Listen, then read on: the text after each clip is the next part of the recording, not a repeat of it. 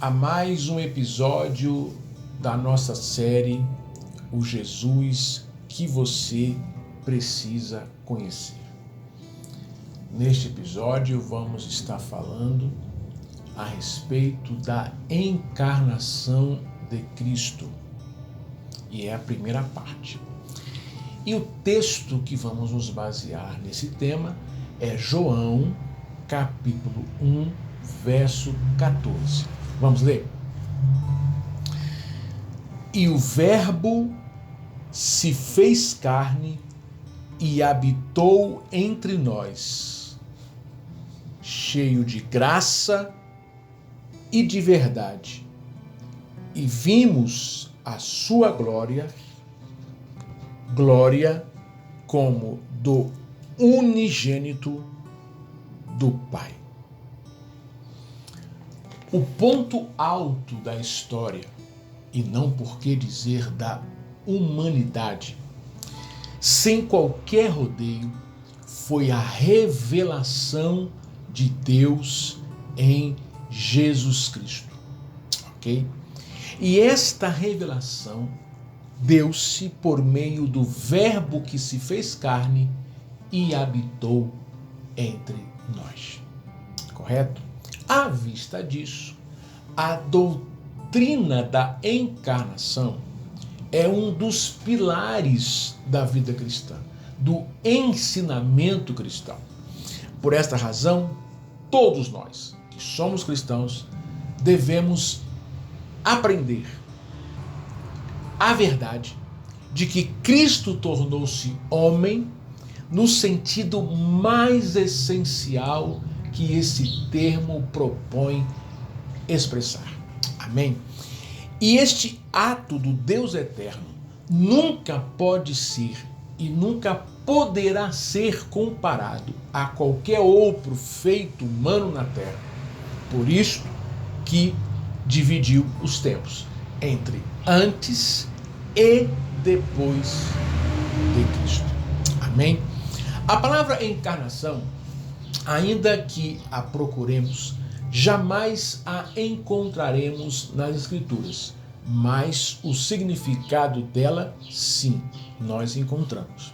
O significado de que Deus enviou o seu Filho ao mundo para nascer e viver como homem, e no fim de sua missão morrer numa cruz crucificado e ressuscitar depois de 3 dias, e desta forma prefigurar o sacrifício de redimir todos os transgressores.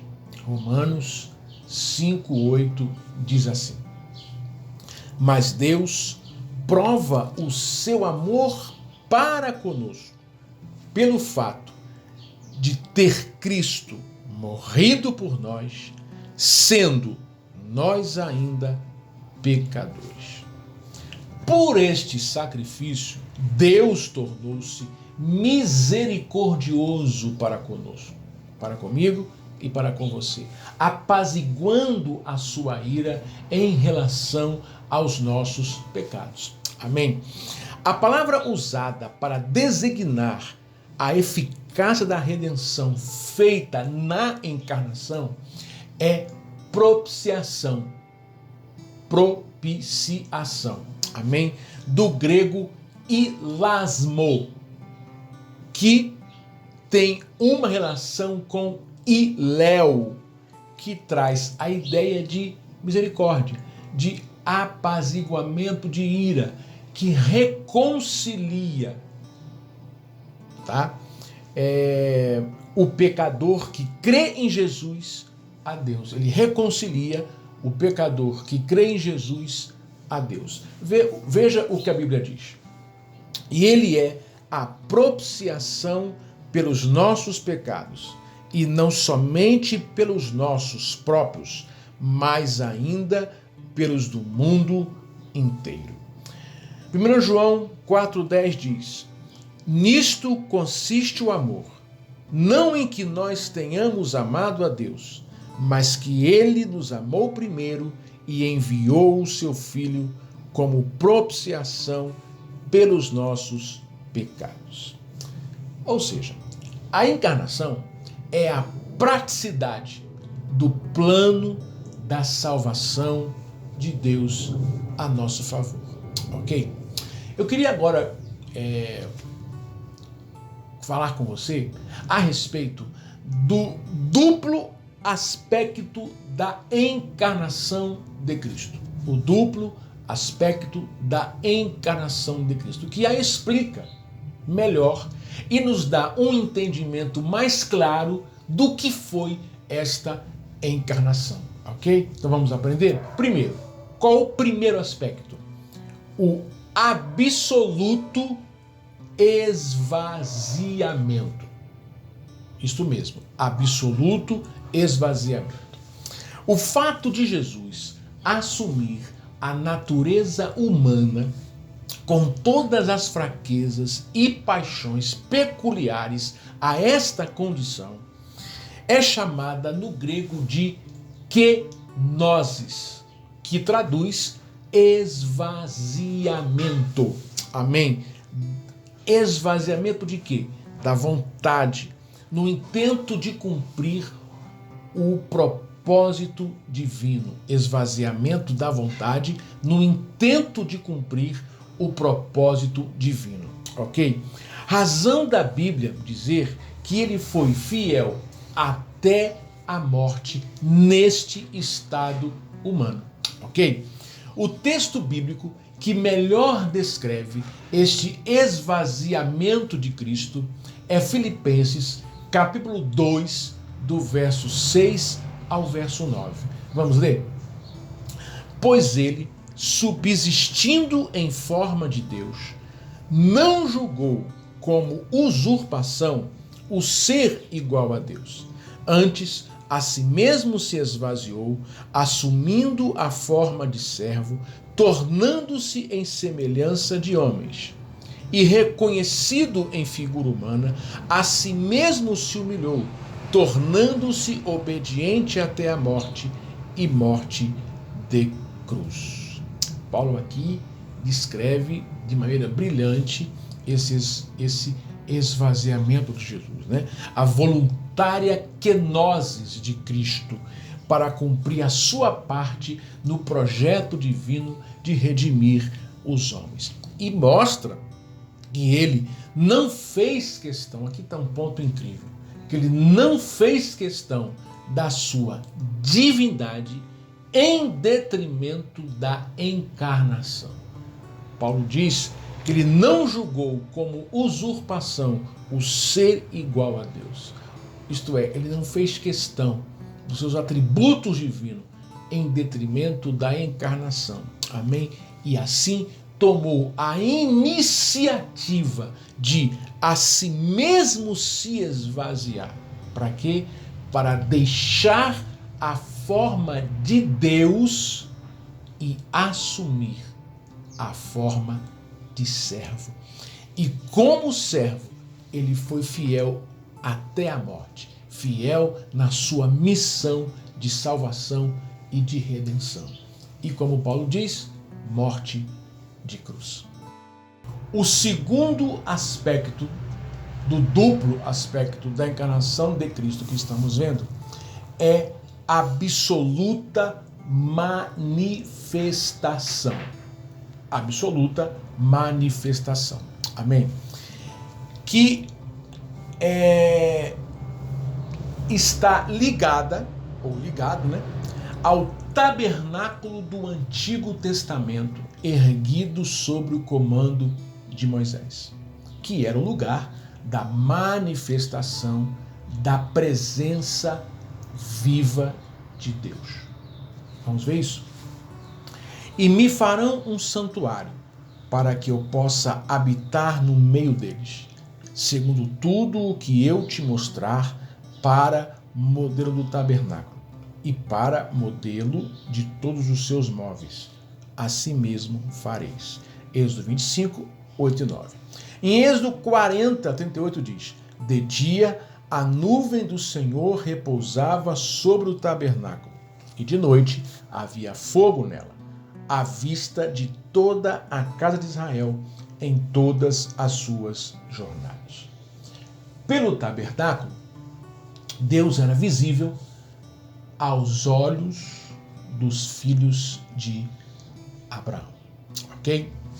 Mas o interessante é que a palavra habitou no texto de João 1,14, e o verbo se fez carne e habitou entre nós, faz ligação a este tabernáculo. Por quê? Porque no grego, habitou, de João 1,14, é esqueno, que significa tabernaculou. Tabernaculou. O que representa a presença. Ou melhor, o que representa que a presença real, viva e visível de Deus no mundo se daria por meio da encarnação do Deus eterno na pessoa de Cristo. Ok? Por essa razão que o Novo Testamento diz que Deus não habita em templos feitos por mãos humanas, mas em Cristo. Atos 17, 24 diz assim: o Deus que fez o mundo e tudo o que nele existe, sendo ele Senhor do céu e da terra, não habita em santuários feitos por mãos humanas. Em Colossenses 2, verso 9, se lê: porquanto nele habita corporalmente toda a plenitude da divindade. Amém? Aos Coríntios, no capítulo 5, no verso 19, Paulo diz que Deus estava em Cristo reconciliando consigo o mundo. Amém? Então, a partir de Jesus, Deus não está mais em templos. Deus não se manifesta mais em templos, mas em Cristo. Amém? Porque ele se esvaziou para se tornar apto a manifestar o Pai ao mundo. Entendeu?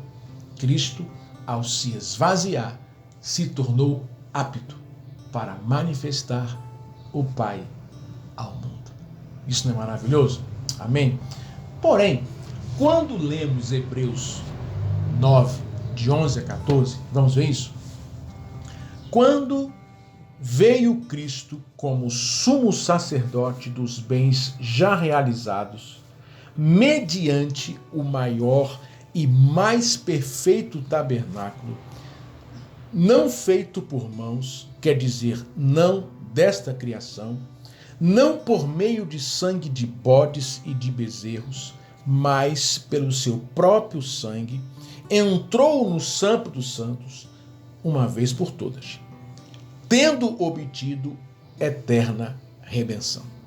Portanto, se o sangue de bodes e de touros e a cinza de uma novilha, aspergidos sobre os contaminados, o santificam, quanto à purificação da carne, muito mais o sangue de Cristo, que pelo Espírito Eterno a si mesmo se ofereceu sem mácula a Deus, purificará a nossa consciência de obras mortas para servirmos o Deus vivo, ou ao Deus vivo.